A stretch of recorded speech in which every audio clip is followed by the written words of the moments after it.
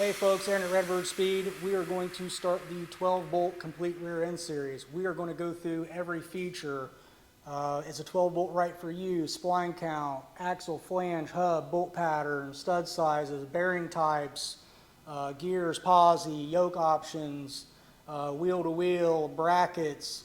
We're going to talk about all this. We're going to end up putting some 14-inch bare brakes on this. They're working with us on this project. We also have a full QA1 kit. These are going on a 64C10 shop build that we're getting ready to start.